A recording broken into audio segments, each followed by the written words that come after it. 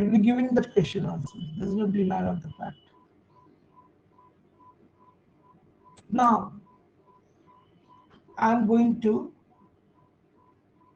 Act 3 to explain to you what I would like to say,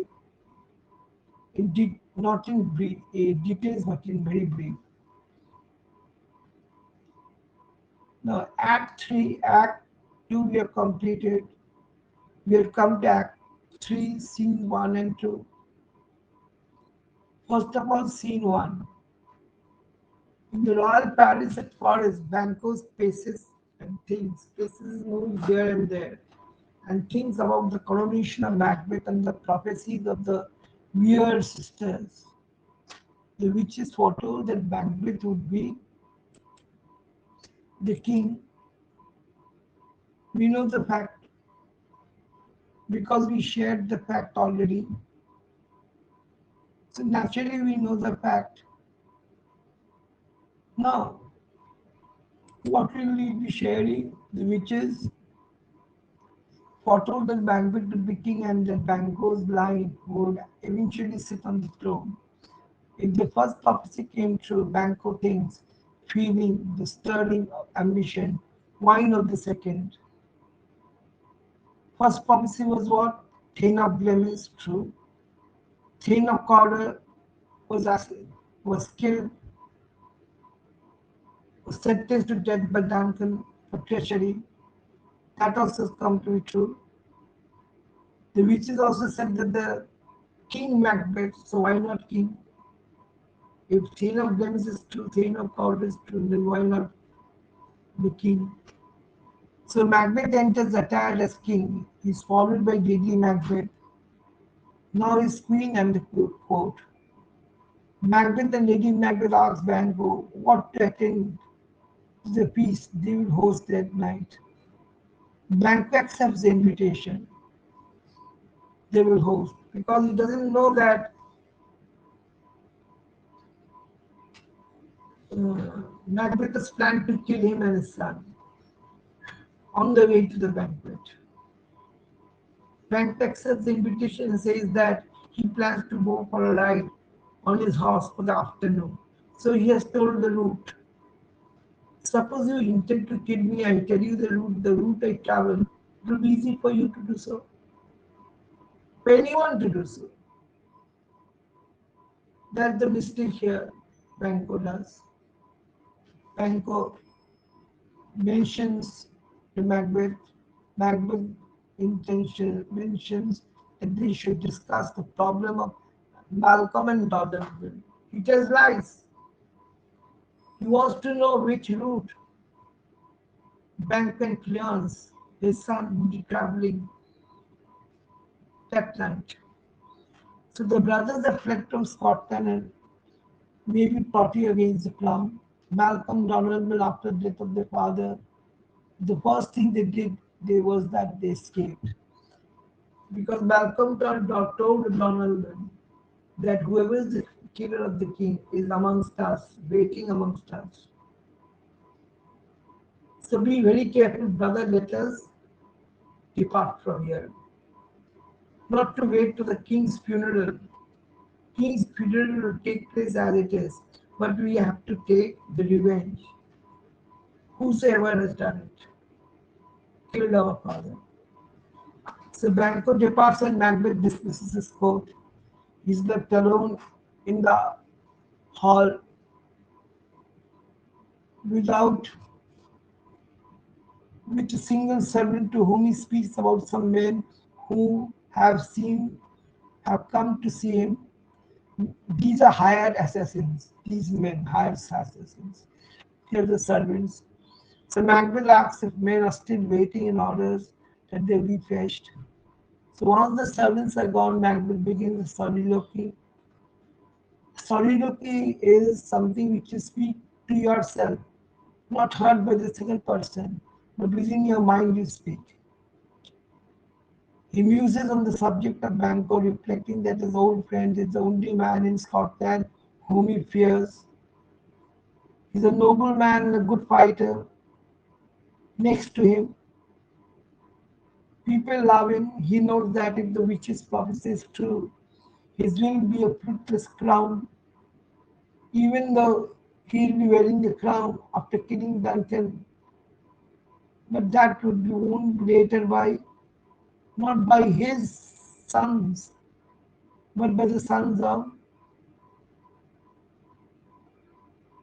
Banquo, by which he means that he will not have an heir to the throne.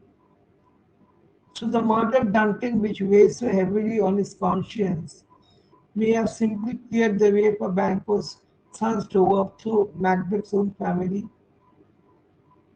So the servants re-enters with Macbeth's two visitors. Macbeth reminds the two men who were murderers he has hired of a conversation he had with them the day before, in which he chronicled the wrongs Banquo had done to them in the past. This is politics.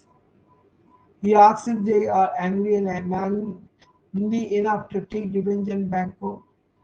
They reply that they are, and Macbeth accepts their promise and that they will murder his former friend.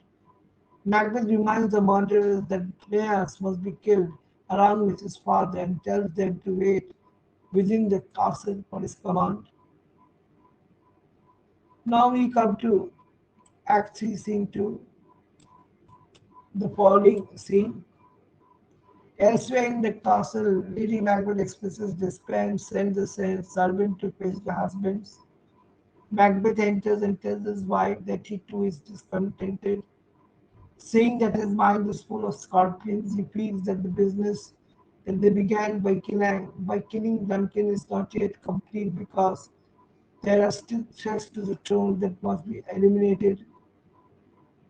Macbeth told his wife that he has planned a deed of dreadful deed note for Banquo and Cleance and urges her to be jovial and kind to Banquo during the evening feast in order to lure, attract their next victim into a false and sense of security. Notorious person always does this. False sense of security they create. So when we go to scene 3, it is dusk, and two murderers now joined by third linger in the wooded park outside the palace. Banquo and fiancé approach on their horses and dismount. They light a torch and the murderers set upon them.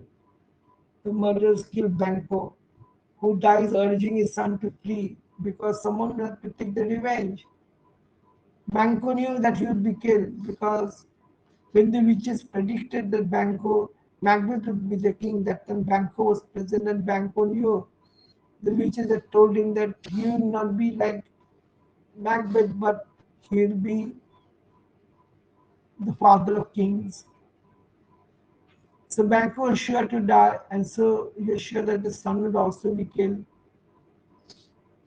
So he tells his son to run away because he has to take the revenge of the killer. One of the models extinguishes the torch, and in the darkness, Fiance escapes. The murderer leaves with Banquo's body to find Macbeth and tell him what has happened. So you see, Macbeth is going on committing crime one after another. So this very scene tells us that if someone has an intention of doing something bad to someone and getting something by the virtue of his badness, notoriety, treachery, murderous intent, and that is Macbeth, his dear friend, Banquo, always with him in the war. He kills him without any moral compunction because he knows that his son would be the king, and how can his son be allowed to be the king? So we see that while the husband grows bolder, Lady Macbeth begins to despair. What does she say when she hears that he has escaped? Not at all spent, she says. It is difficult to believe that the woman who now attempts to talk her husband out of committing more murders is the same Lady Macbeth who earlier spurred her husband on to slaughter. For that reason, Macbeth Lady Macbeth is taken as a woman, a treacherous woman, a murderous woman. When a woman is murderous and treacherous, that time she's called Lady Macbeth. Just as he begins to echo his earlier sentiments, she references his what is done is done. That cannot be undone. If you kill somebody and he is dead, you cannot bring him back to life. So she says wishfully, echoing her husband's use of done in Act 171, where he said, if it were done when it is done, then it were well done, it were done quickly. What is the done talking about? In Act 7, Scene 7, murder of Duncan. If it is to be done, let it be done quickly. Why take so much time, thought about it, and get yourself so fearful about it? So this is illusion that works within Macbeth's mind. Both characters seem shocked and dismayed that possessing the crown has not rid them of trouble or brought them happiness. They have become king and queen, but yet they are not happy because they have not got it by the right decree. They have got it by murderous deed. So naturally, we see that actually Macbeth is tormented here. With the start of Act 3, the play's main theme, the repercussion of acting on ambition without moral constraints, has been articulated and explored. The play now builds inexorably towards its end, unlike Hamlet, in which the plot seems open to multiple possibilities up to the final scene. Here also same thing happens. Scenes are opening up itself and telling you that something bad is happening behind your back, which you are not aware of it, then it is going to be your death. So to have too much faith in friendship is also bad because that also brings about a lot of problems. It should be understood by all. That is what is set up to here. So I completed up to Act 3, Act 1, Act 2, Act 3. The next day we do it, Act 4. And then they'll do the questions and answers that are usually set for the examination purpose.